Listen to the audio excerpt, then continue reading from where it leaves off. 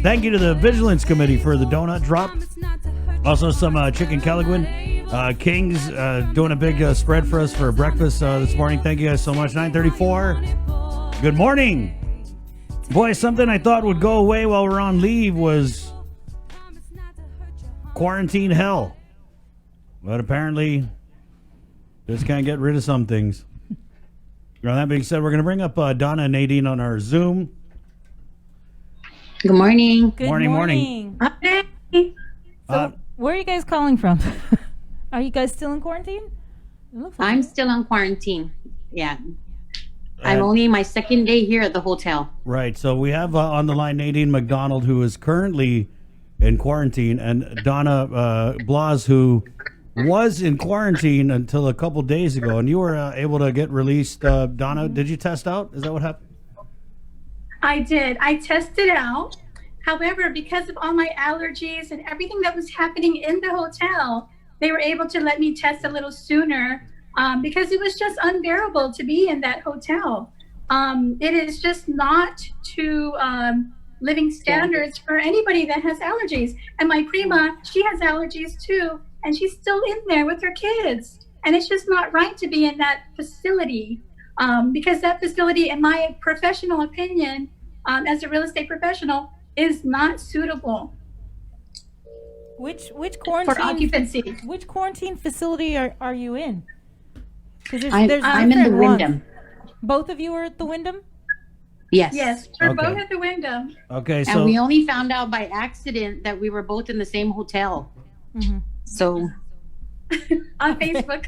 That's on pretty Facebook, interesting. yeah. And Donna, I saw you had posted a bunch of stuff. So just take us back to the beginning. We're going to pop up the pictures and play them while you're talking. But going into quarantine, nobody's expecting it to be a 5-star hotel. With that being said, just walk us through. You land on the plane. They're taking you in the bus. You get to the Wyndham. Your first impression from the lobby to opening your room door.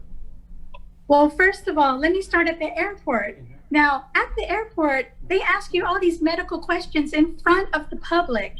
And that is a HIPAA violation because I'm not about to disclose all my medical issues in public. And so that was the first wrong step that was taken that night. As soon as we got to the hotel, sure, they were doing the social distancing, but I was told there was going to be a nurse at the facility. When I got there and I asked for a nurse, there was no one there. And they told me that the nurse wouldn't be in until the next morning. So again, I had no opportunity to share with a medical professional that I have medical needs. Now you can see the pictures here. There's paint peelings. Those look like blood stains. There's mold stains on the towel. There's drooping drop-down ceilings in the bathrooms. It was just awful. The first night I had a stuffy nose, so I know there's mold spores and dust mites in that facility. The carpet is very old.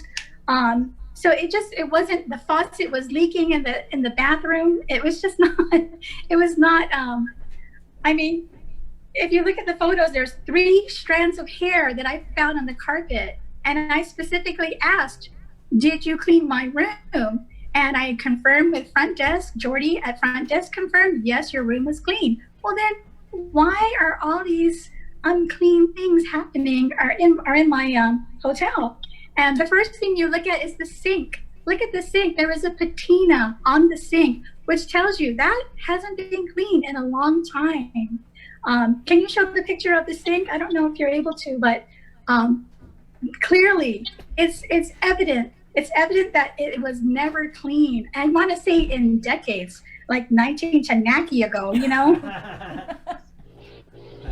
But yeah, so it was just not a good experience. And I understand that there are other hotels and they've had good experiences, but this particular facility, in my opinion, is just not good for occupying. It's not suitable for this pandemic time when you're supposed to be at the cleanest possible. It's just not meeting that standard, the quarantine facility standard. Cleaning, I don't think that they're even following the CDC cleaning standard for quarantine facilities. And so if there's nothing against the employees that work there, there's the picture of the sink. You can see it has not been cleaned. And so it's just horrible conditions. And I hate that my Prima is still there. What about your room, Nadine? Is same thing, same concerns? But as soon as you get into the hotel, you immediately feel the heat in the hallway, and you just can't. Even for the people, the military members that are in full fatigues, it's just not possible for them to even work in that condition. That's so true. No. So when I left, I was all red in my face because it's so hot. And I asked the military member that was helping me put my bags in the car, hey, I'm so hot. Are you hot? You're in full fatigue. And he's like, yes, ma'am. You know, he was like very polite about it, but I know they're working hard, but they have to deliver food to us every three times a day. They have to work in that heated hallway. It's just horrible, even for them. What were the other people in quarantine? Worse for us, because we can't leave. They can leave, but we can't. Yeah. What were the other people in quarantine saying? Was there a lot? Is this what everyone's talking about? But yeah, so I just think that the bidding process, however they were awarded the bid, how did they inspect the facility? Did they check? There are numerous complaints of allergies in that particular facility, and no one is saying anything. No one is doing anything about it. And at the same time, I was thinking that it was maybe just an isolated case with us as travelers around this time. But posting on Facebook, other people started sharing old posts from like May about the same facility and the same issues. So it's obvious that nothing is being done really to rectify. That's right. There's nothing being done to improve the facility. Yet they were awarded this government bid, and it's not even suitable for living or for people with allergies like us. Right. So if we're having this many issues with this hotel, then maybe they need to move the assigned quarantine facility to another hotel. I mean, where do you guys yes, want it I at? agree. I agree. It's the staff is great. The people are great. The military members are great. But the process is the problem, and the facility is the problem. So and the practices, the routines, Right. What about the food? And there's nobody there advocating for the people that are quarantined. They're stuck there, you know, without social media. We were lucky we had social media because we can just blast it out there. But a lot of these people, they were older people, tourists that don't have access to our local social media. What about and I wanted to say thank you to KOAM too for, you know, listening to our concerns. And if I may, can I share my story starting from the airport experience? So the same with Donna. We came into the airport, coming out, you know, our baggage claim. And anyways, there were tables set up with different different officials questioning and getting documents signed. So it just so happened that the table that I was directed to had health officials, not the directors of agencies, or it was health officials. But there were 3 nurses at the table, and then there were 3 sets of travelers there at the same table and disclosing health issues, and you know, any of those information that is really not to be disclosed around just anyone. So that was my first no. And then we came to the hotel, and our baggages came in on a van, you know, separated from the actual bus that we rode on.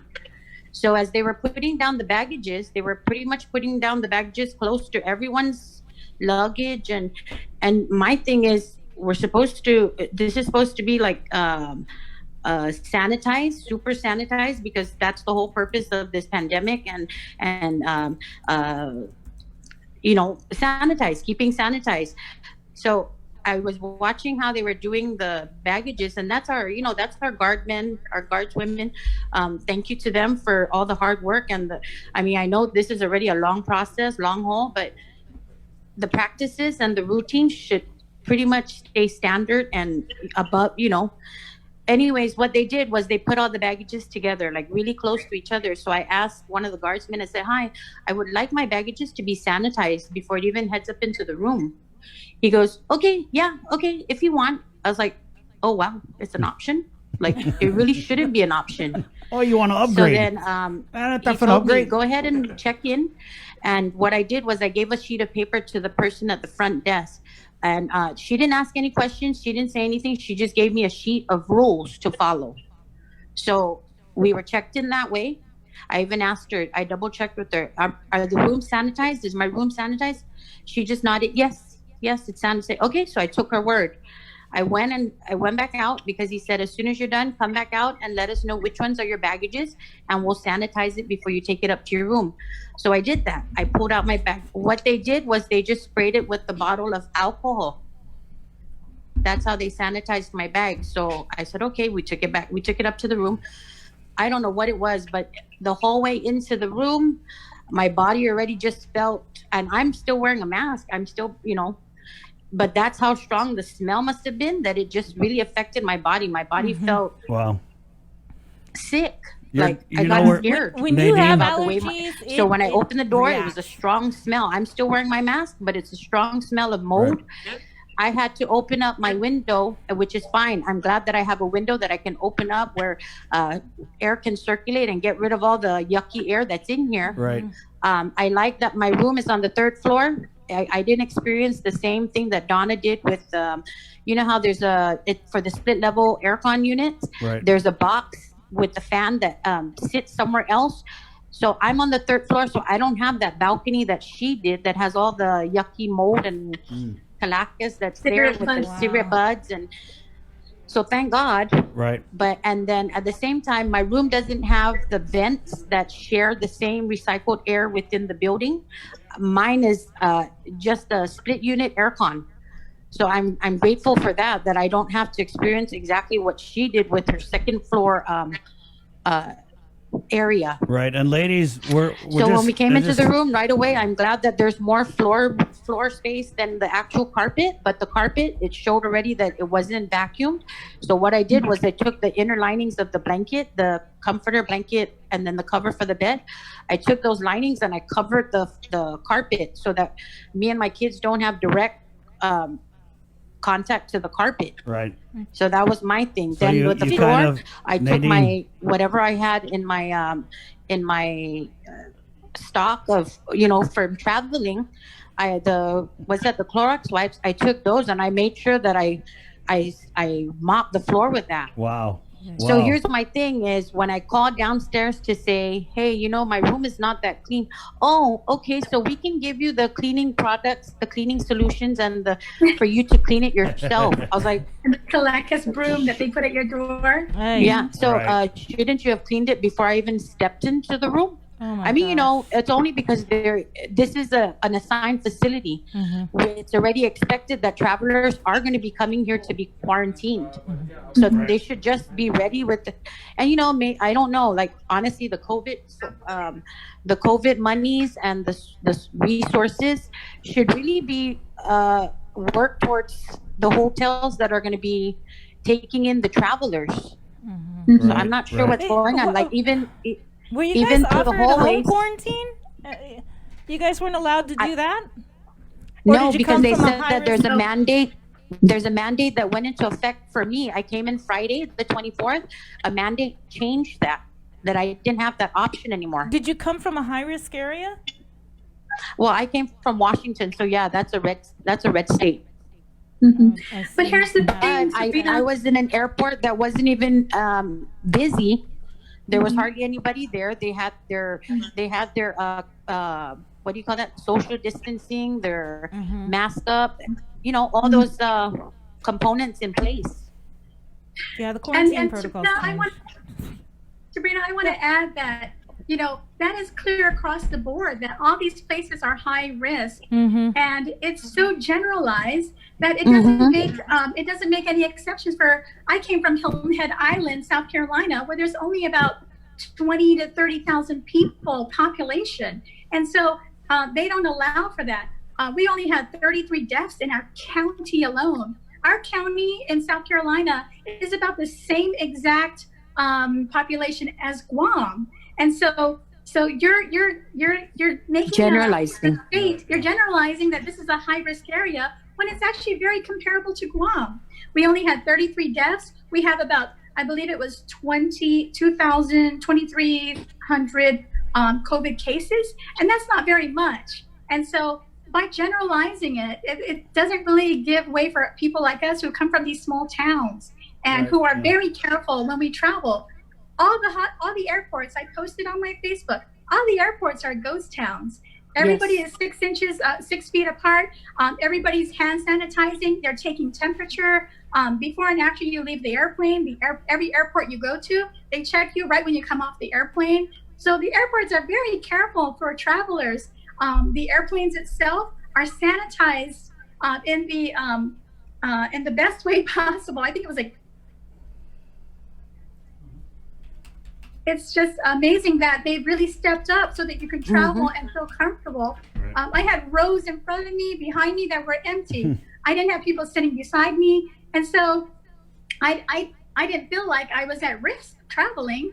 But when I came to Guam, it was like, you came from a high risk area, and it was like, wait a minute, it didn't make any sense.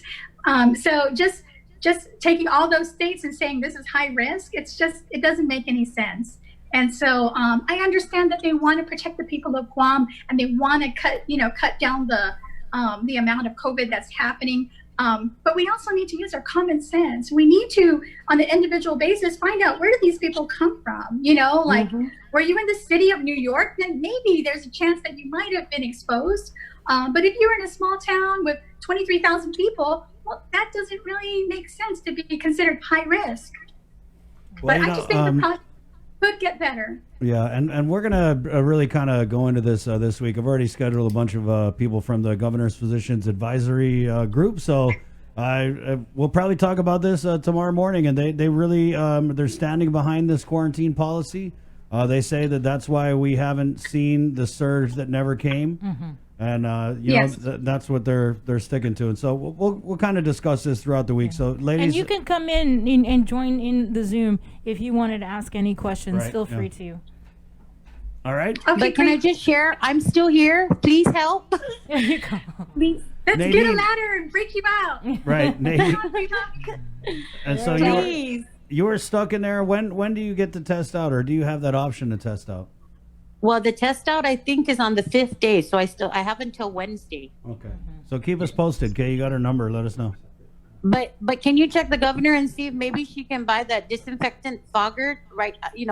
Because I know it's only like $260, and if she can just spray the hallways real quick. I saw just that. So that I'm a little bit more at ease.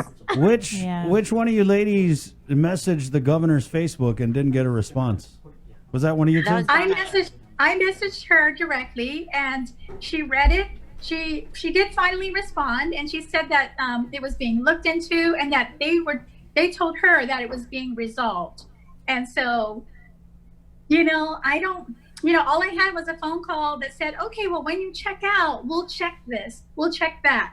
And so that's really not resolving the problem. That's not, yeah.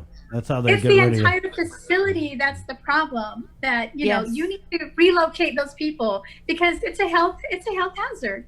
I was practically dying in there, and people are just like, you don't understand when you're autoimmune and when you have all these allergies, you could get pneumonia, and so it's not safe for people out there. And so I think that they need to relocate them to better facilities, and they need to look over this facility and improve it, make it better, and then have people go back in when it's improved. But right now, it's not suitable for occupancy. Well, thank you. For me. Thank you guys. No. Nadine. Thank you, Donna. Stay safe. All right. Yeah, that is just, it's so freaking frustrating is that when we started this show, this is one of the things that we were talking about was all these issues outside of all the funny business procurement that went on, but the state of these quarantine facilities. And we get it. No one is going to be like, God, I love this quarantine. Put me in some more. No one's going to say that. They're heading in. They're sour already. But they just deserve at least at the bare minimum, a baseline. A clean facility. Who is going out and inspecting these places? They're too Before busy these shutting down the contracts are bars, I signed. guess, because it would be. I think it would be public health that would do that. Or what, the GSA? Yeah, or GSA, or I mean, I don't know. It seems like it's a public health issue, but I was going to it's- go somewhere, but I'm not. I'm just, hearing Nadine talk about how she had to use her last 10 Clorox wipes to mop the floor. And I know how Donna feels and Nadine, because my allergies go off, and it could just be just a little bit of dust and it's like boom. Yep. I mean, we were cleaning the studio Friday, and all this weekend I was like out. Friday night you messaged me and I was like half asleep. I don't know what the hell you were typing, but Saturday continued Saturday, and then yesterday I finally started getting over my allergies. But it's terrible when there's dust and you can smell the mold. Oh, Yeah. I'm sorry. And My let's allergies are coming back now. Let's just be real. No one's ever going to be like Wyndham Garden. Yeah, that's my deuce it, No Yeah. one, come on. So we get that we're not going into a 5-star hotel, and I don't think people need to have a 5-star vacation while they're in quarantine, but Yeah, but those pictures. Sis Maria say you come in, the carpet stained, the sink doesn't work, there's 3 long hairs Or here, the dust there's in the roaches, vents. there's dust in, it's just like a laundry list of problems. And and I think at the beginning people kind of thought like, it's just the tourists, or they're not even from here, but these are our people that we're subjecting Yeah. to these conditions. Very, very frustrating.